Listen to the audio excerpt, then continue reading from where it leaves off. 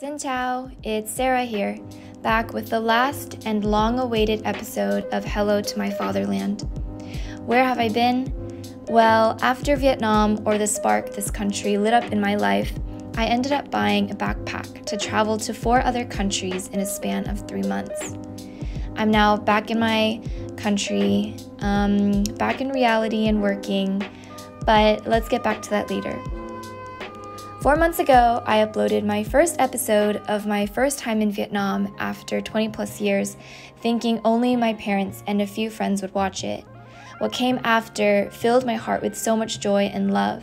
I received so many comments saying, "Welcome back, daughter," and a whole new audience, or what felt like family. To be honest, I kept putting off this video because in a way, for me, looking back on trips and videos is bittersweet because I find myself wondering, will I ever have this again? Sometimes the memories in my head want to last forever, exactly how it is, like a too good to be true dream. And that's exactly what this whole journey was for me, the best dream of my life. And because of you all cheering me on and welcoming me back with open arms, this video and story is for you. Welcome to episode 4, in Saigon.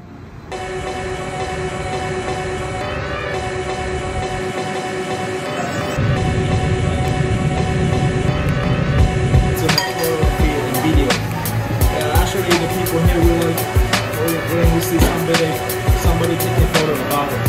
It's like they're having a free marketing.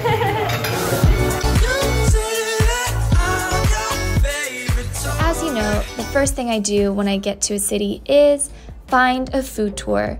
I found this food tour through Airbnb Experiences and my guide's name was Tony.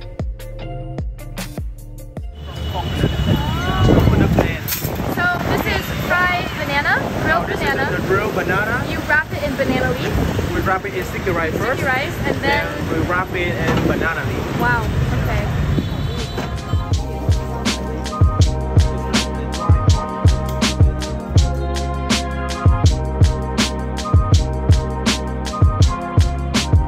The next day, I found a tour for the Mekong Delta. We're at the Mekong Delta. About to get on the boat. It's raining today. Yeah, and rainfall later.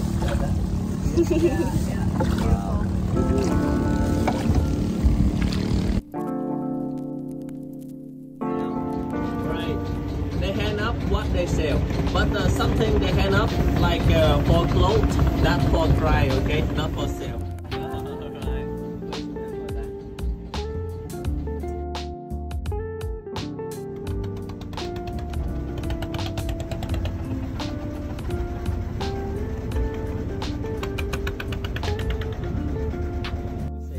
This shows that it's a Cassava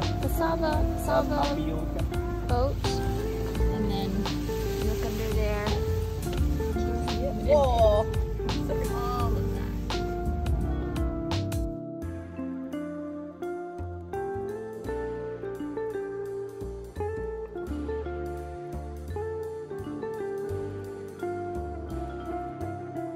It's about this.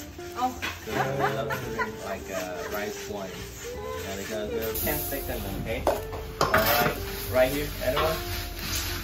Yeah, closer. 1, 2, 3, Wow. 4, 5. Time for that. Okay. To make a top right. Separate like the husk right here. Yeah. And we use the husk right to be right. Yeah. This side and we mix with like tapioca. Very easy. Easy.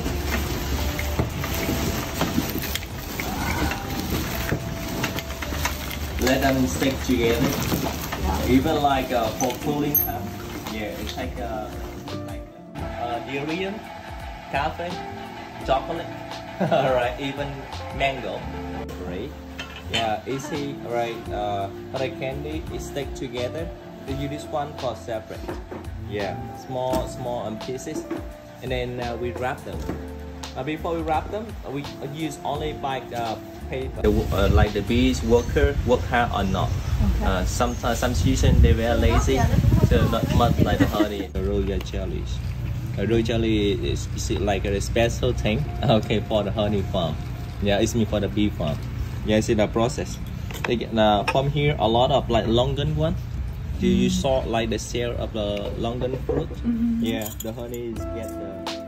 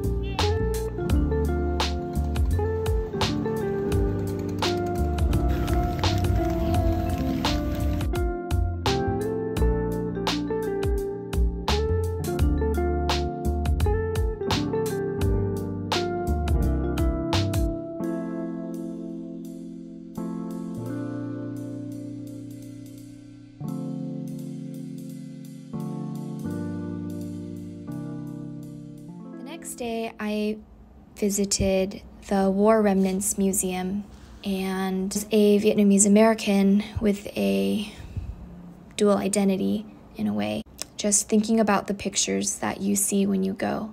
This is a snippet of my writing that I had written as I reflected on my experience there. My heart rifts in two, like the lines and walls that continue to divide, separates mothers from their children and turns brother onto brother. We are deluding ourselves if we think we are learning from our history, then turn outside thinking the world's noise will simply fade away. Even the earth holds our scars. Its trees breathe the air of past wars and its deadly carcinogens released to win. But is there even a winner in any given war? All I see are lives that have been lost and names turned into numbers. It leaves a weight in my chest that cannot be described, that when I look around the walls that hold the history of my people and witness the tremendous horrors they survived, I wonder, how do they not resent me as much as I resent myself right now, the land I was born and raised on? My life suddenly turns into a giant paradox, and the words Vietnamese American suddenly gives names to the two pieces of my heart. As I walk out of the building that leaves you in a different world, I look back and ponder.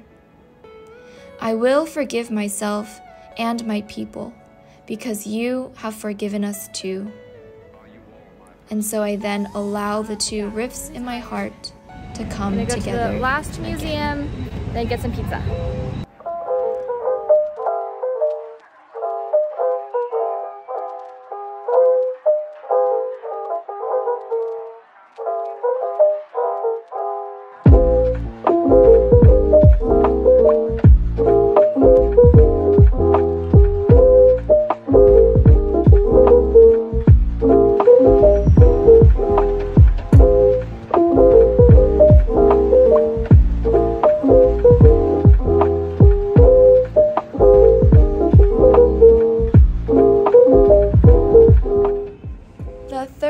Final day in Saigon, I was honestly way too overwhelmed and just really overwhelmed by the city and noise. I called up Tony, my food guide from the first day, and asked him to take me around to more places. So I sent him a list of places I wanted to see, and off we went.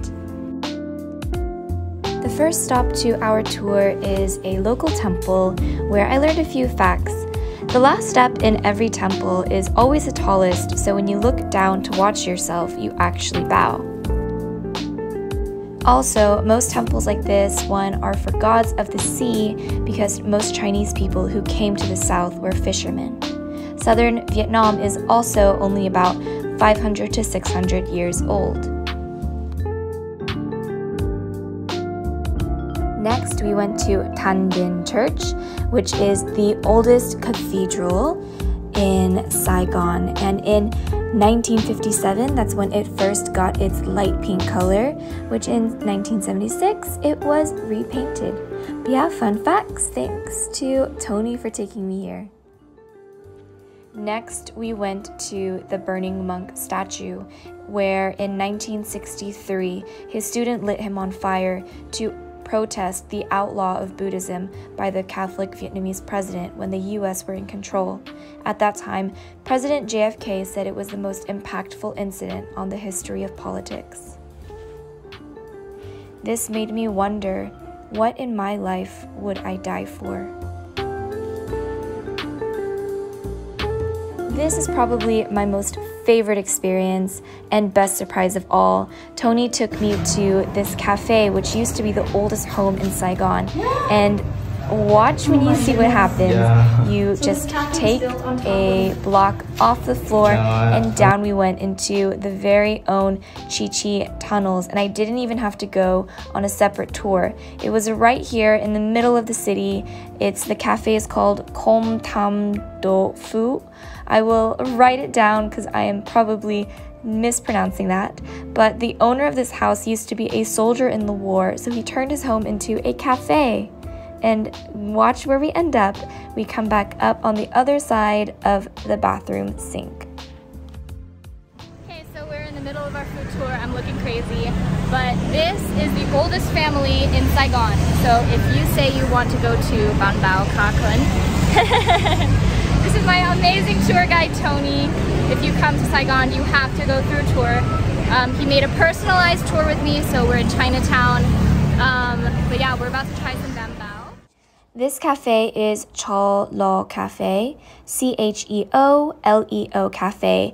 It is 78 years old with 3 generations, and it's 1 out of 2 cafes in Ho Chi Minh City still using the traditional way of making coffee, using clay pots and fabric filters. And the owner was extremely nice. She let us come back to the kitchen and gave us a personal tour of how she makes the coffee. Along with our butter coffee, we also had these dumplings, duck, egg, shrimp, and chicken from the District 5 of Ho Chi Minh City, also known as Chinatown.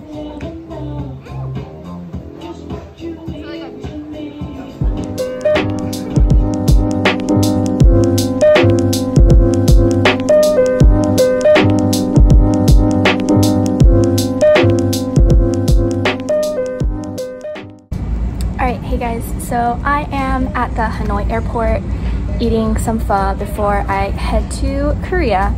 I have a 7-hour layover in Singapore, so I'm really excited. It was the cheapest flight, and I was like, you know, why not? It's not that bad if I get to see this airport that everyone keeps talking about. And then, yeah, but it's the end, not the end, but just a quick pause on my journey in Vietnam, which has been a whirlwind dream come true. I just want to say to the Vietnamese people, you're the kindest people I've ever met in my life. And yeah, I'm gonna go to Seoul for a week. I have my first cover shoot. More details on that later. But it's for a magazine. My first, anyways. It's just a really big deal for me, so I'm really excited about it. And then I am subleasing my apartment. I quit my part-time job, and you know, it's one of those moments where it's like, when in another time of my life am I gonna have the opportunity and freedom to do things like this? So many people inspired me on my trip,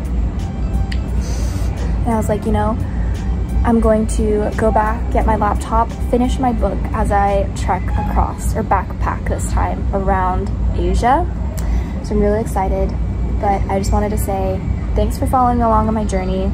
I'm gonna eat my pho now because it's getting colder and colder the longer I rant on in this video. But I hope to see you in Singapore.